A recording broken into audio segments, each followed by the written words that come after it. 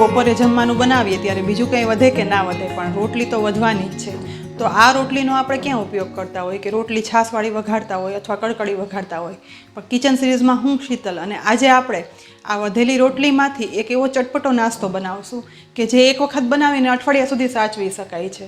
અને તેની સાથે જ્યારે આપણે પીરસવો હોય તો ચાટની જેમ પીરસવો હોય તો એમ પણ પીરસી શકાય, અને બાળકોને ભાવતું મેયોનીઝ અને ચીઝ ઉમેરીને પીરસવો હોય તો એ રીતે પણ પીરસી શકાય.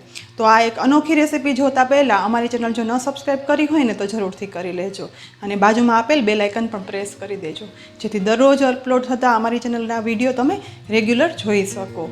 તો ચાલો આજે આપણે રોટલીનો અવનવો નાસ્તો બનાવીએ.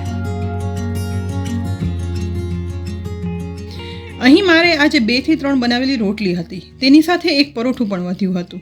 તો હવે આમાંથી 2 રોટલી લઈ અને કિચન સીઝર વડે તેને રોટલીના લાંબા લાંબા ટુકડામાં કટ કરી લઈશું. આ રીતે લાંબા ટુકડા કટ થઈ જાય ને એટલે પછી તેને નાના ટુકડામાં પણ કટ કરી લેવાનું છે. આ નાસ્તો છે ને તે ફક્ત વધેલી રોટલીમાંથી જ નહીં પરંતુ વધેલા પરોઠા, થેપલા બધામાંથી બનાવી શકાય છે. અહીં જુઓ, આ રીતે લાંબા ટુકડામાંથી એક સરખા નાના ટુકડા પણ કટ કરી લીધા છે. હવે 4 રોટલીના એક સરખા ટુકડા બની અને તૈયાર છે. રોટલીના ટુકડા કરવા રાખ્યા ને એ દરમિયાન અહીં મેં તેલ ગરમ કરવા રાખી દીધું હતું. તો ગેસની ફ્લેમ હાઈમાંથી મીડિયમ કરી અને રોટલીના ટુકડામાંથી તેલમાં સમાઈને એટલા ટુકડા તેલમાં ઉમેરી દઈશું. હવે ગેસની ફ્લેમ મીડિયમ જ રાખતા તેલમાં સતત હલાવતા જઈ અને આ રોટલીના ટુકડાને ક્રિસ્પી તળી લેવાના છે. સાથે સાથે એ પણ ધ્યાન રાખવાનું કે આ ટુકડા ક્રિસ્પી થઈ જાય અને તેનો કલર ગોલ્ડન બ્રાઉન જળવાઈ રહે. અહીં મીડિયમ ફ્લેમ પર રોટલીના ટુકડા તળાતા લગભગ 2 થી 2.5 મિનિટ જેવો સમય થઈ ગયો છે. ગોલ્ડન બ્રાઉન કલર સાથે રોટલીના ટુકડા તળાઈ અને ક્રિસ્પી થઈ ગયા છે. તો આ તળેલા રોટલીના ટુકડાને તેલમાંથી નિતારી અને બહાર એક મોટા બાઉલમાં કાઢી લઈશું. અહીં બધી જ રોટલીના ટુકડા તળાઈ ગયા છે. તો ગેસની લો ફ્લેમ પર આ જ ગરમ તેલમાં થોડા એવા શિંગદાણા પણ ઉમેરી દઈશું. શિંગદાણા તેલમાં સતત મિક્સ કરતા જઈ અને તળવાના છે, અને ગેસની ફ્લેમ લો જ રાખવાની છે.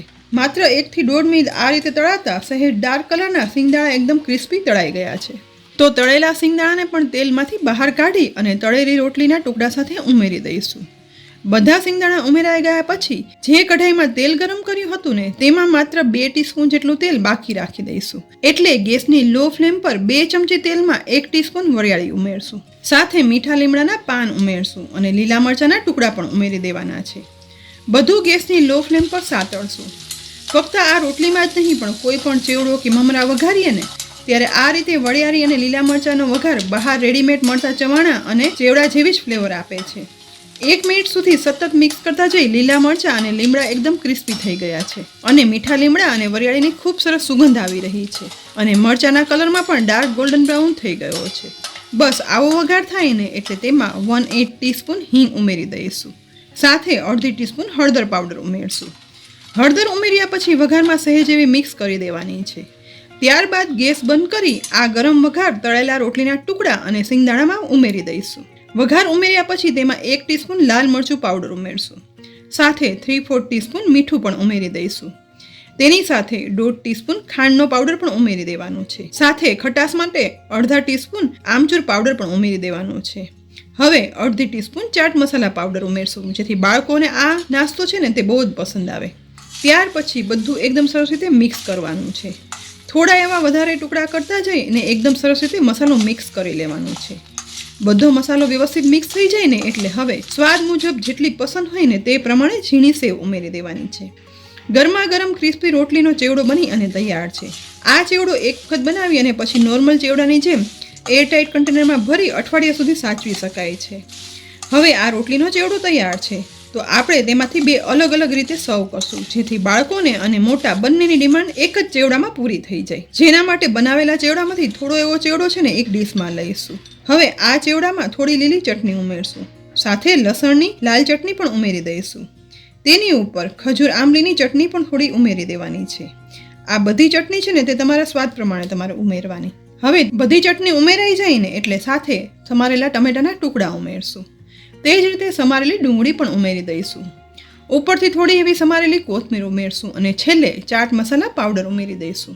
તો આજે આપણે પહેલી રીતે વધેલી રોટલીના ક્રિસ્પી ચાટ બનાવી અને પીરસી છે. આ જ રીતે હવે જો બાળકોને દર વખતે ચાટ પસંદ ના હોય ને તો આપણે તેને બીજી રીતે પીરસીએ. જેના માટે ફરી એક પ્લેટમાં થોડો ચેવડો લઈશું. હવે આ ચેવડામાં મેયોનીઝ ઉમેરશું. થોડું મેયોનેઝ ઉમેરાઈ જાય ને એટલે આ નાસ્તામાં ચીઝ ખમણી અને ઉપરથી સ્પ્રેડ કરવાનું છે. સ્વાદ મુજબ ચીઝ સ્પ્રેડ થઈ ગયું છે તો હવે થોડો એવો ઓરેગાનો ઉમેરશું. સાથે ચીલી ફ્લેક્સ પણ ઉમેરશું. આ રીતે મેયોનીઝ, ચીઝ અને ઇટાલિયન હર્બ સાથે આ નાસ્તો બાળકોનો પીરસો ને તો બાળકોને ભાવે પણ ખરા અને વધેલી રોટલી છે ને તે આ બહાને ખવાઈ જાય અને ઉપયોગમાં પણ આવી જાય. તો ફ્રેન્ડ્સ, તમે ક્યારેય વિચાર્યું પણ નહીં હોય તેવો આજે આપણે વધેલી રોટલીનો નાસ્તો બનાવી અને નાના મોટાની પસંદ સાથે બે રીતે પીરસ્યો. તો તમને આ રેસીપી કેવી લાગી ને તે કોમેન્ટ બોક્સમાં લખી અને જરૂરથી જણાવજો. સાથે રેસીપીને લાઇક કરી અને શેર કરજો અને અમારી ચેનલને જરૂરથી સબસ્ક્રાઈબ કરી લેજો. ફરી મળશું એક ઉપયોગી રેસીપી સાથે. ત્યાં સુધી આવજો.